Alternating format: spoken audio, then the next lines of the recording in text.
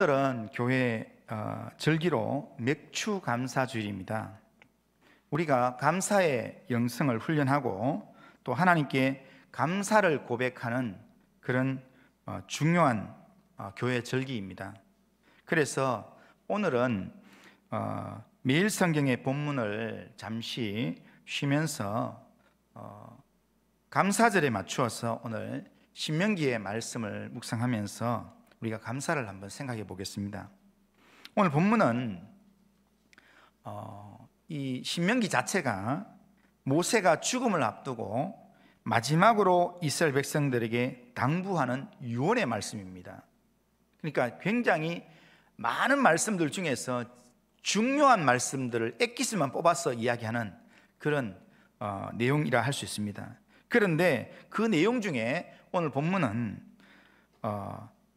앞으로 가나안 땅에 들어가서 이스라엘 백성들이 농사해서 이 수확의 첫 열매를 거두고 나면 그 첫 열매를 하나님께 예물로 드려서 하나님의 은혜에 감사하는 절기를 지키라 라고 명령하는 그런 말씀입니다.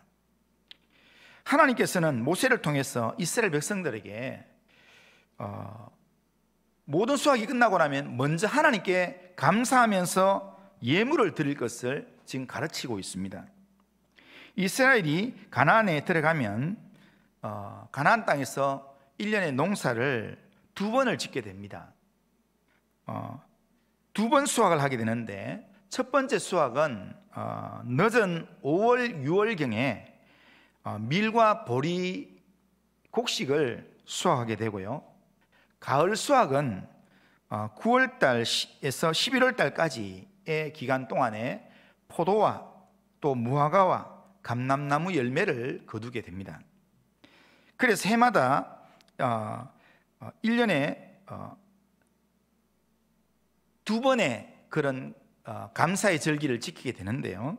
그런데 그 중에서 해마다 1년의 첫 열매인 밀과 보리를 수확하고 나면 그 열매를 하나님께 드리면서 하나님께 감사의 예배를 드려라 라고 그렇게 하나님께서 명령한 절기가 바로 맥추절입니다. 그러기에 맥추절은 모든 수확을 마치고 감사하는 감사의 절기라 할 수 있습니다. 그래서 이 우리나라에서는 맥추 감사주일이라 그렇게 명명을 합니다.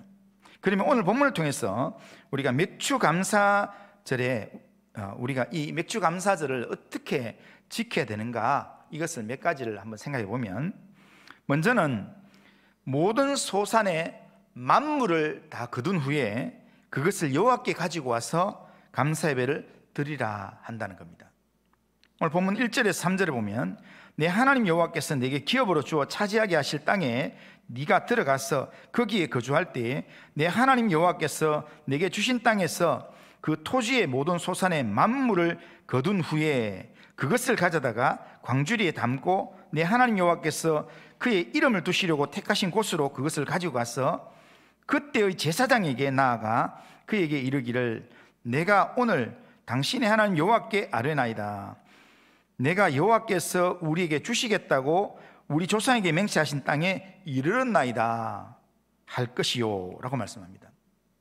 그러니까 땅에서 농사를 다 마치고 이제 수확을 하고 난 다음에 그 수확한 그 첫 열매를 하나님께 가져와서 그리고는 고백하기를 하나님께서 우리를 애굽의 종되었던 곳에서 우리를 구원해내서 우리를 이 땅으로 인도해 주셔서 우리가 여기 이르러서 농사를 지었습니다. 이게 하나님의 은혜입니다 라는 그런 감사의 고백을 하라는 겁니다. 농사를 다 마치고 농사의 만물을 소산의 첫 열매를 하나님께 예물로 바치면서 그렇게 감사하라 그렇게 고백하고 그렇게 말씀합니다. 신명기에 보면은 맥추절을 설명하는 또 다른 구절은 신명기 16장에 보면 구절인데 16장 16절에서 17절에 보면 이런 구절이 있습니다. 너의 가운데 모든 남자는 1년에 3번 곧 무교절과 77절과 초막절에 내 하나님 여호와께서 택하신 곳에서 여호와를 배웁되 빈손으로 여호와를 배웁지 말고 각 사람이 내 하나님 여호와께서 주신 복을 따라 그 힘대로 들지니라 이렇게 말합니다. 여기에 77절이라는 말이 바로 맥추절입니다. 왜냐하면 보리 밀을 거두는 이 시기를 의미해서 맥추절이라 이야기하지만 그 시기가 언제냐면은 6월절 지나고 난 다음에 7주간이 지나고 난 그 다음 주간이기 때문에 그래서 7일씩 7주간 해서 77절이라 그렇게 이야기합니다. 그리고 그때가 첫 열매를 거두는 시기였기 때문에 초실절이라 그런 말도 합니다. 그러니까 성경에서 여러 단어가 나오지만 다 비슷한 같은 의미를 전달하는 그런 단어라 볼 수 있습니다. 그런데 이 절기에 하나님께서 택하신 곳, 다시 말하면 예배드리는 장소, 제사드리는 장소, 성소가 있는 장소로 나와서 하나님을 배웁때 빈손으로 나오지 마라 라고 이야기합니다. 여호와께서 주신 복을 따라서 그 힘대로 드릴지니라 그렇게 말씀합니다. 그리고 잠언 3장 9절에서 10절에도 보면 이렇게 얘기합니다. 내 재물과 내 소산물의 처음 익은 열매로 여호와를 공경하라. 그리하면 내 창고가 가득히 차고 내 포도즙 틀에 새 포도즙이 넘치리라 이렇게 말씀합니다. 그러니까 첫 열매로 하나님께 드리라 라는 말씀입니다. 이것이 모든 소유의 주인이 하나님이라는 것을 인정하는, 고백하는 믿음의 표현이라는 겁니다. 우리가 하나님을 의지한다 그렇게 말은 하면서도 헌금에 대해서는 인색하고 헌금에 대해서는 발랄 떠는 사람이 있습니다. 그러니까 자기를 위해서 먹고 마시는 데는 돈을 막 쓰면서 그러면서 이렇게 다 쓰고 난 다음에 그리고 그 남는 걸로 헌금을 하려고 하면서 헌금에 대해서는 손을 부르르 떨면서 그렇게 하는 그 모습이 나는 믿음이 있다, 나는 신앙생활 잘한다 그렇게 말할 수가 없다는 겁니다. 온전한 믿음의 모습은 먼저 하나님께 먼저 드리는 겁니다. 물질이 있는 곳에 네 마음이 있다 이라고 이야기했습니다. 우리가 우리에게 이 물질을 어디에 먼저 쓰려고 하느냐를 보면 우리의 마음이 어디 있는가를 볼 수 있습니다. 추수를 하고 난 다음에 첫 열매를 하나님께 드린다는 것, 이것은 상황적으로 절대로 쉽지가 않습니다. 처음 열매라는 말은 내가 수고한 것의 열매를 아직 내가 맛보지 않았다 이 말입니다. 지금 나도 지금 첫 열매를 처음 받았다 이 말입니다.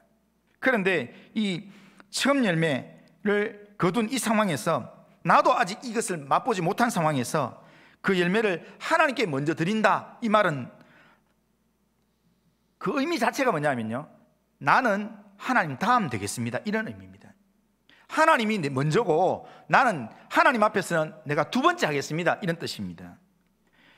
자, 그런 의미이면서 또 다른 의미는 뭐냐면 이후에 살아가는 삶의 내용, 하나님께서 인도하실 거다, 하나님이 채워주실 것이다 라고 하는 믿음의 표현인 것입니다. 그러기에 소산의 첫 열매를 하나님께 드린다는 것은 하나님을 전적으로 의지하고 전적으로 공경하는 자만이 할 수 있는 행동입니다. 그리고 하나님께서 내 삶에 필요한 것을 채워주시고 인도해 주시려는 그런 믿음이 있는 자만이 할 수 있는 믿음의 행동이라는 겁니다. 우리 성도님들 중에 수고의 첫 열매라고 하면서 이렇게 직장 생활을 시작하면서 첫 월급 봉투를 봉투째 이렇게 하나님 앞에 헌금하는 분들이 있습니다. 첫 월급을 전체로 하나님께 드린다는 것, 이것은 이후 한 달에 지금 이제 첫 월급을 받아가지고 봉투채로 이렇게 하나님께 드린다는 것은 지금 앞으로 다음 월급 받을 때까지 한 달 동안 지금 정말 궁핍하게 살아야 되는, 정말 힘들게 살아야 되는 그것을 감수하면서 드리는 내용입니다. 그럼에도 불구하고 그런 힘든 한 달이 지금 다가올 수도 있는데도 불구하고 그 전체를 하나님께 드린다는 것, 그것은 하나님을 향한 진짜 감사함이 있는 사람이기 때문에 그렇게 할 수 있는 겁니다. 그리고 또한 내가 지금까지 한 달의 것을 내가 하나님 앞에 드린다는 것, 이 의미 속에는 앞으로 지금 힘들겠지만 앞으로 진행될 한 달과 이후의 모든 삶을 하나님이 인도하실 거다, 하나님이 채우실 거다라는 믿음이 있는 자가 드릴 수 있는 헌신이라는 겁니다. 그러니까 이 헌금에서 그렇게 첫 월급이라고 봉투째 이렇게 넣어가지고 이렇게 봉헌을 할 때 그 모습을 볼 때 제가 너무 가슴이 뭉클합니다. 너무 가슴이 뭉클하고요. 그리고 하나님께서 이 헌신을 얼마나 기뻐 받으실 건가, 그런 마음에 너무 귀해서 제가 더 기도하게 됩니다. 저 역시도요, 제가 사역을 92년도에 처음 시작했습니다.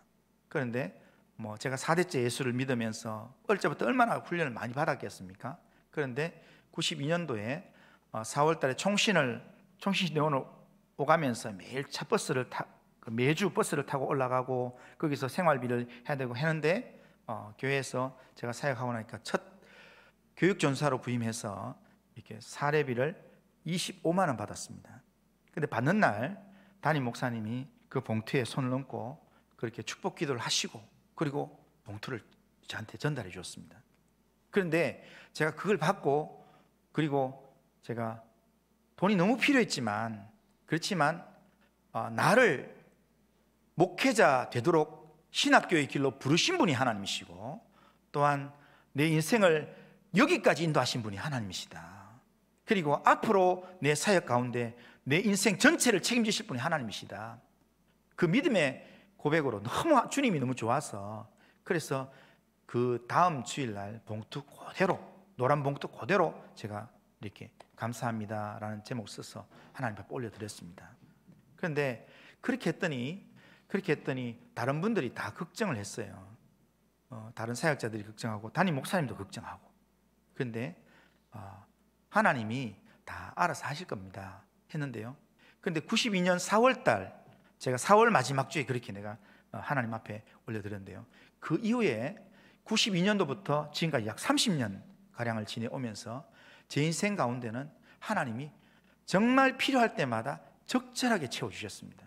그래서 공부도 하고 여러 일들이 많았지만 그 모든 과정 속에서 제 통장에 한 번도 잔고가 제로되는 일은 없었습니다. 하나님께서 필요 적절하게 하나님이 채워주시고, 성경에 우리가 기도하는 내용대로 내가 남에게 구워줄지언정 내가 꿇어다니는 일은 한 번도 없었습니다. 하나님이 그렇게 제 삶을 그렇게 채워주신 줄로 믿습니다.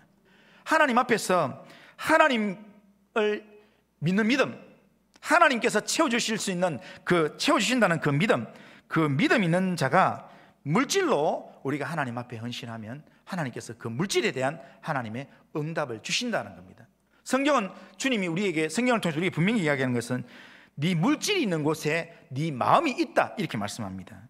우리가 진정으로 하나님께 감사의 예배를 드리면서 감사한 마음이 하나님께 있다면 우리는 그 감사의 마음을 내가 제일 중요하게 생각하는 물질로 하나님께 표현해야 합니다. 소득의 열매를 하나님께 드림으로 우리가 감사할 수 있어야 합니다. 우리의 물질로 하나님께 감사 예배를 드리고 물질로 감사를 표현할 수 있는 그런 성도님들 다 되시기를 주님의 이름으로 축복합니다. 두 번째로 우리가 맥주 감사절 어떻게 보내는가, 하나님께서 우리를 여기까지 인도하셨음에 대한 믿음의 고백, 입술의 고백으로 감사 예배를 드려야 합니다. 물질만 드리는 게 아니라 그 물질과 함께 반드시 뭐가 있어야 되는가 하면 내 입술에 고백이 있어야 합니다. 오늘 8절 9절을 보면 8절 9절 보면 여호와께서 강한 손과 편팔과 큰 위엄과 이적과 기사로 우리를 애굽에서 인도하여 내시고 이곳으로 인도하사 이 땅 곧 젖과 꿀이 흐르는 땅을 주셨나이다, 이렇게 고백합니다. 그런데 오늘 본문에 자세히 보면요, 아뢰되라는 표현이 많이 나옵니다. 그러니까 아뢰는 것은 누가 아뢰는가 하면 제사를 드리러 온 사람이, 하나님 앞에 맥주 감사절에 예배를 드리러 온 사람이 그 당시에 제사장 앞에서 예물을 드리면서 그리면서 하는 말입니다. 그런데 지금 맥주 감사 제사를 드리러 하나님 앞에 나와가지고 감사 예물을 드리면서 하는 고백이 뭐냐면, 지금 추수하고 농사 짓고 여기에 대해서 내 농사 잘 됐는 거, 이거 감사하는 게 아니라, 지난 6개월 동안 잘 살은 것에 대해서 감사하는 게 아니라, 지금 이스라엘 과거 역사 속에서 우리가 어떤 상황이었는데 하나님께서 우리를 하나님의 백성 삼아주시고 여기 약속의 땅 가나안 땅으로 그렇게 이 광야를 지나서 이 약속의 땅에 도착하게 하셔서 여기에 이르게 하신 하나님께서 강한 손과 편팔과 큰 위엄과 이적과 기사로 우리를 애굽에서 인도해 내신 하나님, 우리 측면에서 한번 생각해 보면요, 우리가 지금 성경의 관점에서 우리가 예수 믿을 가능성은 진짜 희박합니다. 왜냐하면 예수님이 유대 땅에 태어났는데 저 이스라엘 땅에 태어났는데 그 예수님을 이 2000년 전에 태어나서 그 예수님을 통해서 구원이 선포되는데, 그런데 그 복음이 유대 땅에서 로마에서 또한 영국과 유럽으로, 그래서 또 신대륙으로 넘어갔다가 신대륙에서 또 이렇게 아시아로 넘어와서, 그러면서 이 역사의 희미한 이렇게 불이 꺼져가고 있던 조선 땅에 복음이 전해져서, 또 이 불교 문화, 이 유교 문화가 얼마나 판일치는 이 땅 가운데서, 그러면서 이런 상황 가운데서 한국 사람들 중에서 예수 믿는 사람 많습니까? 그렇지 않은 가운데도 우리가 예수를 믿게 된 것, 이거는 하나님의 은혜 중에 은혜인 줄로 믿습니다. 이스라엘 백성이 처음 애굽 땅에 내려갈 때는요, 야곱 가족 70명이 내려갔습니다.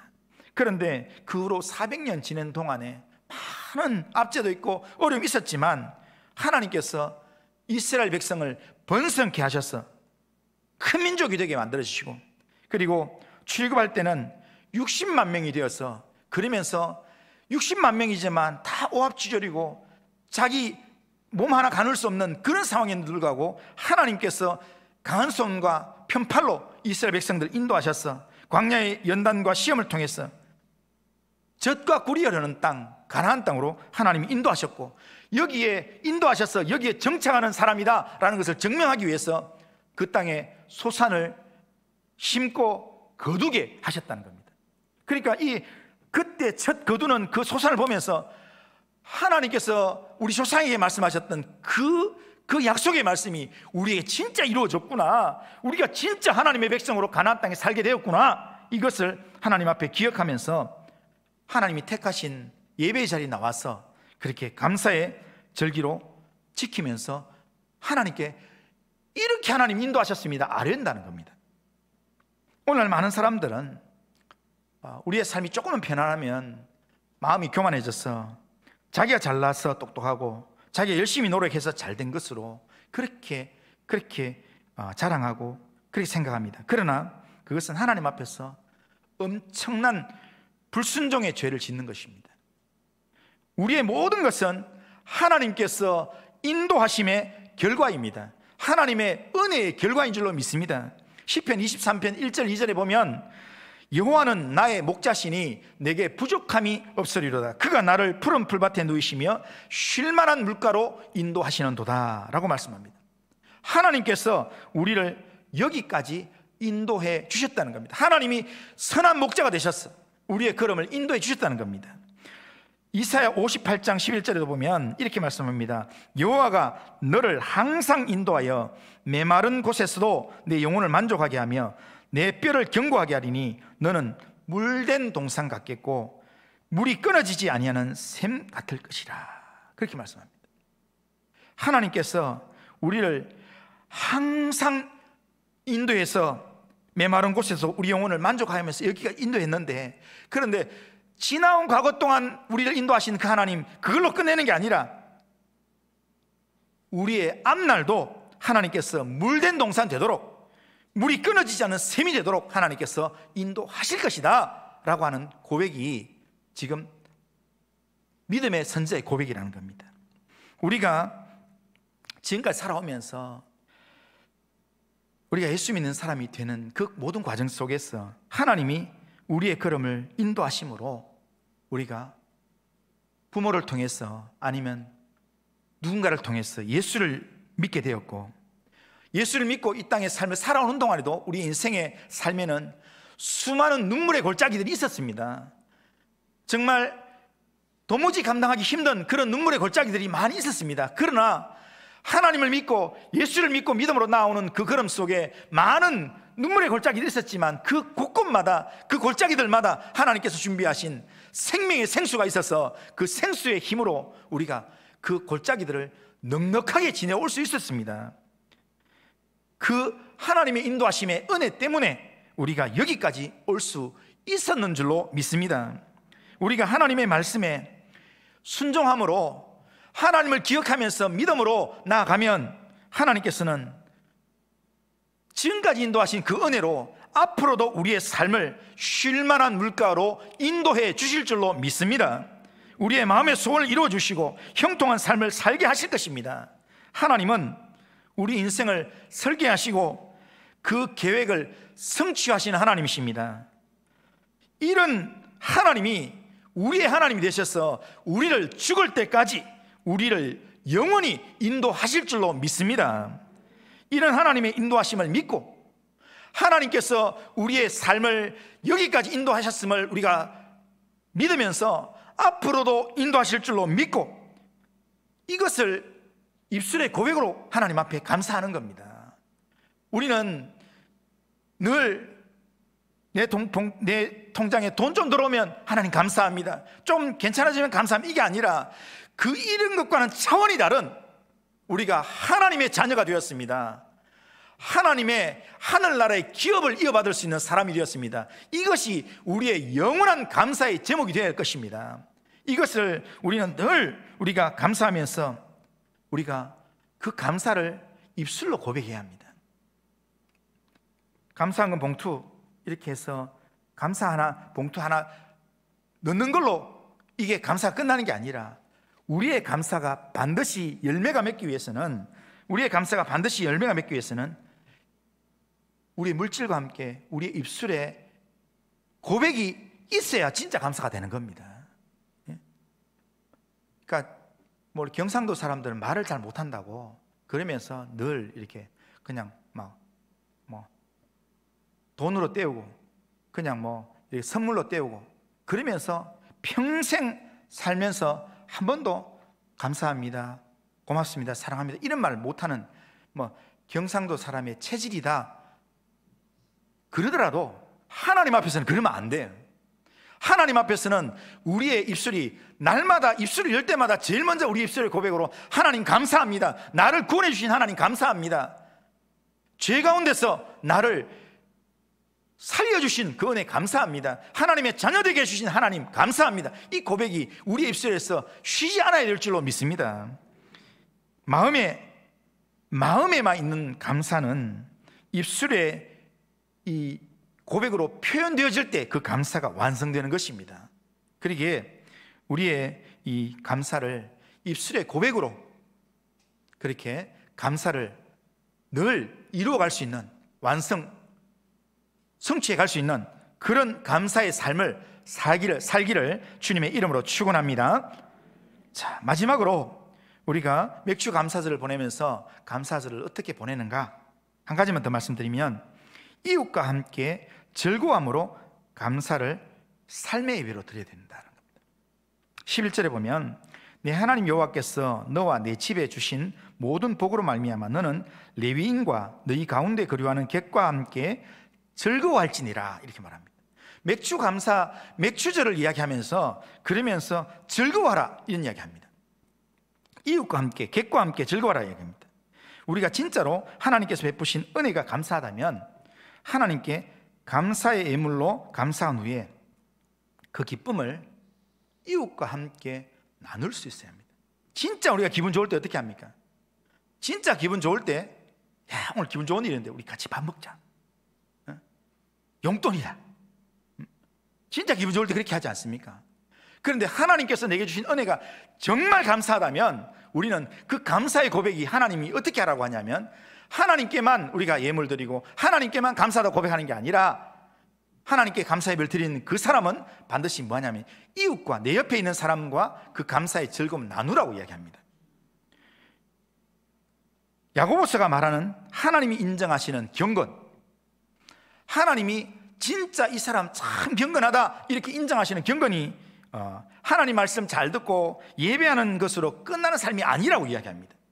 금요일날 우리가 묵상에 있는 말씀 보면 토요일날 말씀이죠. 야고보서 1장 27절에 보면 이렇게 이야기합니다. 야고보서 1장 27절, 하나님 아버지 앞에서 정결하고 더러움이 없는 경건은 곧 고아와 과부를 그 환난 중에 돌보고 또 자기를 지켜 새 속에 물들지 아니하는 그것이니라 이렇게 말합니다.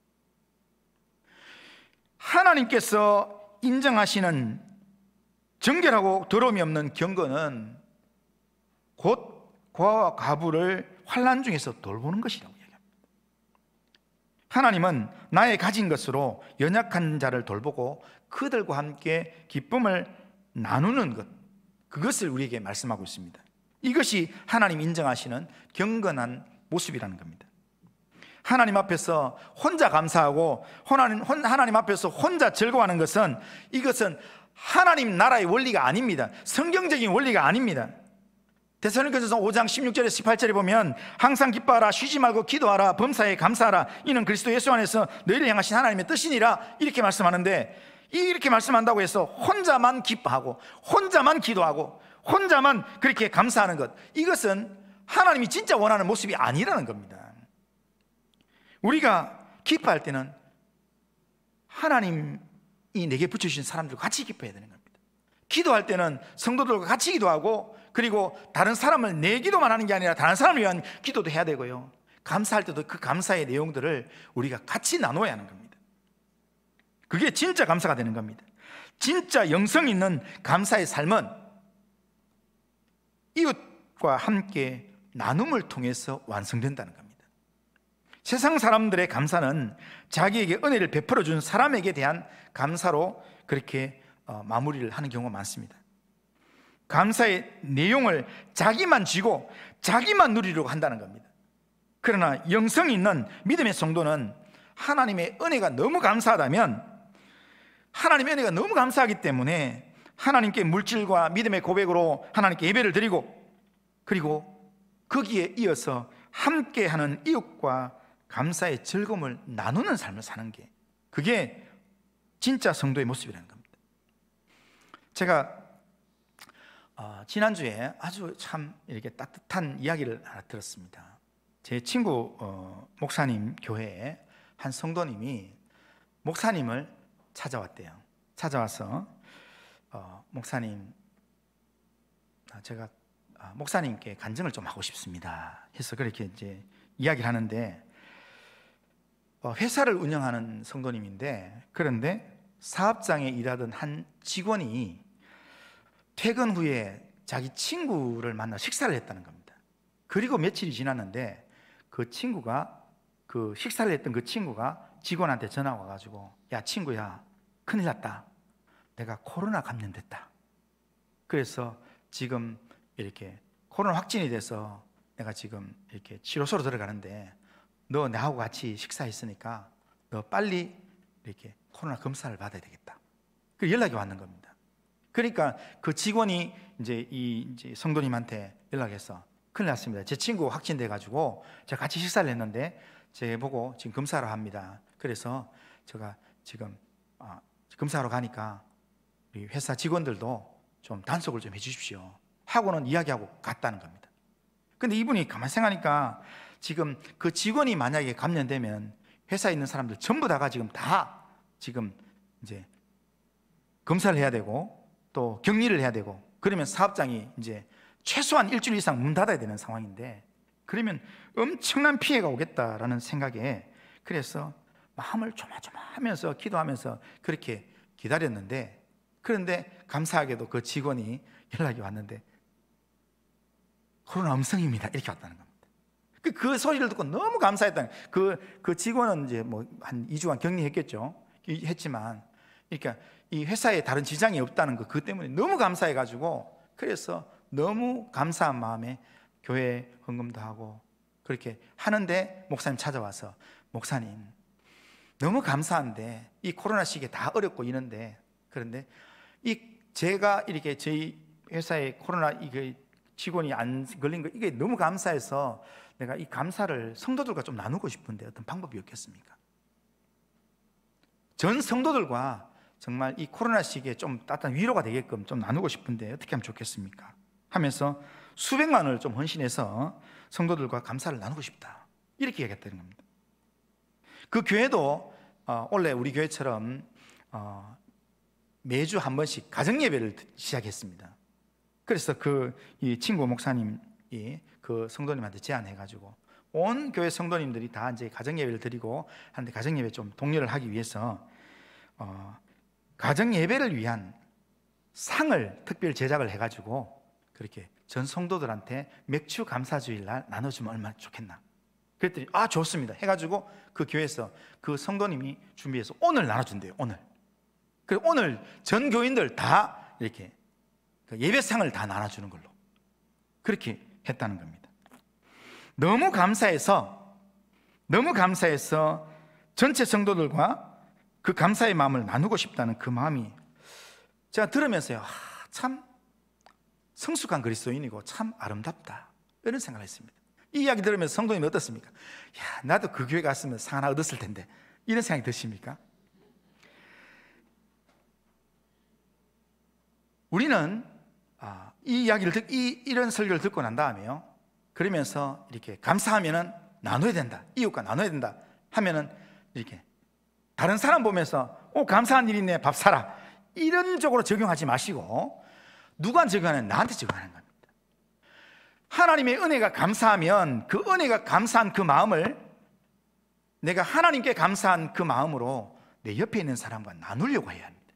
그게 감사를 더 풍성하게 만드는 하나의 비결이라 할 수 있습니다. 우리의 감사의 마음도 이웃과 함께 나눔으로 그렇게 드러나야 합니다. 맥주 감사절을 보내면서 하나님이 원하는 감사의 영성을 회복할 수 있는 우리 성도님들 다 되시기를 주님의 이름으로 축원합니다. 우리를 구원하시고 인도하신 하나님의 은혜에 진짜 감사하십니까? 진짜 우리의 마음이 하나님의 우리를 인도하시고 우리를 구원하신 하나님의 은혜에 감사하다면, 우리가 물질로도 하나님께 감사하고 입술의 고백으로도 하나님께 감사하고, 그걸로 끝내는 게 아니라 우리의 이 감사의 마음을 아직도 하나님 제대로 알지 못하는 사람들한테 좀 나누면서, 내가 이렇게 하나님이 내한테 이렇게 이런 은혜를 주셔서 내가 너무 기분 좋다, 오늘 내가 밥 산다, 이런 마음으로 우리가 한다면 우리의 그 삶을 통해서 복음의 향기가 세상 가운데 전파될 줄로 믿습니다. 그런 믿음의 삶을 살아가는 우리 모든 성도님들 다 되시기를 주님의 이름으로 축원합니다. 자, 결심문 우리 같이 한번 읽겠습니다. 자, 같이 한번 읽겠습니다. 자, 시작. 전능하신 하나님, 맥주 감사절을 보내며 명령하신 말씀을 따라 내게 있는 물질을 하나님께 드림으로 감사를 표현하겠습니다. 우리를 하나님의 자녀로 택하시고 오늘 여기까지 인도하신 하나님의 은혜를 기억하며 입술의 고백으로 하나님께 감사하겠습니다. 하나님의 은혜에 대한 감사가 우리 자신을 넘어 이웃과 함께 나누고 즐거워하는 풍성한 감사로 나아가게 하옵소서. 아멘. 자, 이런 결심, 이런 기도로 하나님 앞에 살아가시기를 주님의 이름으로 축원합니다. 거룩하신 하나님 아버지, 오늘도 예배를 통해 말씀을 듣게 하신 하나님 감사합니다. 우리가 하나님의 특별한 은혜를 받아서 하나님의 자녀가 되고 지금까지 하나님의 은혜로 살아왔음을 기억하면서 하나님께 감사하는 자로 살아갈 수 있도록 도와주시옵소서. 범사에 감사라는 말씀을 따라 범사의 모든 일에 감사하면서 하나님의 자녀다운 삶을 세상에 드러내며 살 수 있도록 도와주시옵소서. 우리의 감사한 마음을 담아서 우리의 물질을 하나님께 드림으로 감사하게 하시고 우리 입술에 믿음의 고백으로 감사의 삶을 살게 하시옵소서. 그러나 우리의 감사가 우리에게만 머물지 않게 하시고 우리를 넘어서 하나님이 우리에게 붙여주신 연약한 이웃들과 함께 나누고 함께 즐거워하는 풍성한 감사의 삶으로 열매 맺을 수 있도록 인도하여 주시옵소서. 코로나 이 상황 가운데서 어렵고 힘든 성도들이 있습니다. 하나님 아버지여, 정말 이 코로나 상황 가운데서 주를 의지해서 주의 이름을 부르며 살아가는 성도들의 삶 가운데 주님이 간섭하셔서 하나님이여, 하나님의 놀라운 아버지여 도와주심이 함께하여 주시옵길 원합니다. 주님 함께하여 주옵소서. 예수님의 이름으로 기도드리옵나이다. 아멘.